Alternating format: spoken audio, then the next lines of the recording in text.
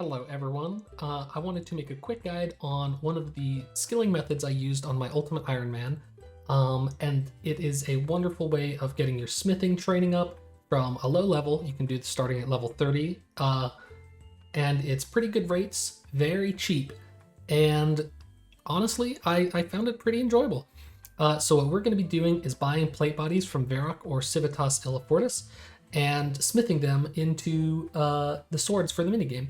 So the only hard requirement obviously is access to the Giant's Foundry. You get that at level 30.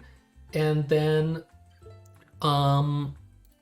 what I would recommend, highly recommend the ice gloves. You can get those at 50 mining, which is kind of hefty, but highly worth it. I mean, very highly. I would highly recommend the Ring of Elements. This is gonna help you teleport to the air altar here, or the earth altar. The reason you'd want that is you'd be teleporting to the earth altar, taking the Quetzal to Varlamore, and then flying to the anvil sword shop right here, the blacksmith, just by the Quetzal, and then from there you would teleport to Giant's Foundry. So the alternative to Varlamore, if you would for some reason don't have access to Varlamore, is you can come to Horvik here in Varrock. What you're going to want to do, depending on your level, I will have the wiki guide here. From level 30 to 50, you're going to want to buy 12 iron and 16 steel plate bodies. And then from 50 on up, you're going to want 16 steel and 12 mithril plate bodies. Now, obviously, you're going to have to hop a lot of worlds here in Varrock, so let me show you why you're going to want to do it in Varlamore instead. All right, so you've taken your Quetzal here from Varrock. You will simply run west right here to the blacksmith. I have him marked because he's amazing. You will run to the blacksmith, trade him, and it already has the ratio correct for you. So you'll simply buy 4 steel plate bodies and 3 mithril plate bodies at every world. Now,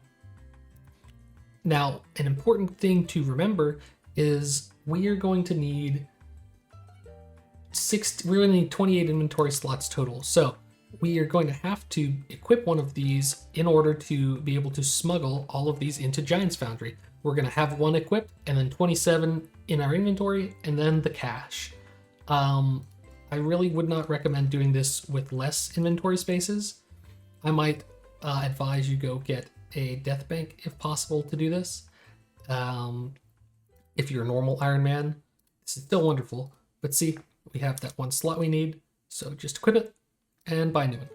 Now, once you have your inventory filled up, either from Varrock or from Civitas Illifortis, we're just going to go to the minigame grouping, select Giant's Foundry, and then teleport.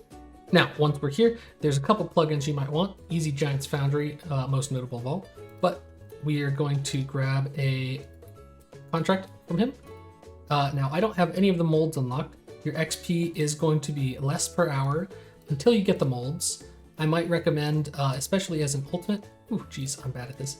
Especially as an ultimate, grab your molds first, because grabbing or allowing your score to be able to increase is very nice. So, anyways, be sure that you right-click use and then use it on the crucible. What I like to do, I have it set to 4, like that. And then these, you're going to do X and 3. I believe that you can click all at that point, and then you should just be good to go. So pour your mold. You can unequip your other plate body, take it, and then, oops, you can't have the Chronicle in your hands. I'm stupid. You go ahead and go about the minigame like normal.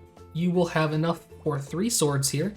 Now, by the time that you finish the 3 swords, your minigame teleport should be getting close-ish. Obviously that 20-minute-ish limit. So that is the basic loop. You will just teleport from here back to Varrock or Varlamore. Like I said, preferably using the Ring of the Elements, and then you will just repeat the cycle. As the wiki said, you should get about 73,000 an hour, and you should be profiting money if you're using the steel and iron. If you're using the mithril and steel, you will lose money, but you kind of just have to ask yourself, is this going to, am I going to be profiting more from saving time doing this faster method? Yes, you will. 90% of the time you will. You can go get a couple LMS kills. Alright, so just as an example, say you've handed in your swords, you finished all your swords, taking your next commission. What we do from here is we would simply, if you have the Ring of Elements, you're going to teleport to the Earth Altar. If you're using the Chronicle, you're going to go there, and then you're going to go south and then north just to get to the Quetzal. I believe it's the same amount of running as going north. Well, it's slightly less, but you'll just do that, go back to the Quetzal, and go back to the blacksmith. Now, one final tool I also will absolutely recommend using, which I'll link in the description, is the beautiful OSRS portal Giant's Foundry calculator.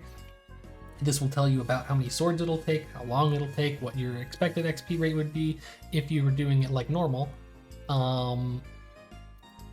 Same thing, it has calculators for Guardians of the Rift. I'll probably have to do a Guardians of the Rift guide because I was pretty overwhelmed with a lot of the stuff. It's kind of like, I feel like UIMs are like a lot of like prepping and getting through things, but that is all I have for now. I've got a few more guides I hopefully will be able to put out on some of the Varlamore content. These new updates have been wonderful for Ultimates and really just for Irons in general. So I hope that this was hopefully, I hope that this was helpful for some of you. Obviously, if you stuck around to the end, it was helpful. Go get your 70 smithing, go get your zombie axe, and go to Moons. And go have fun. And of course, go Tigers.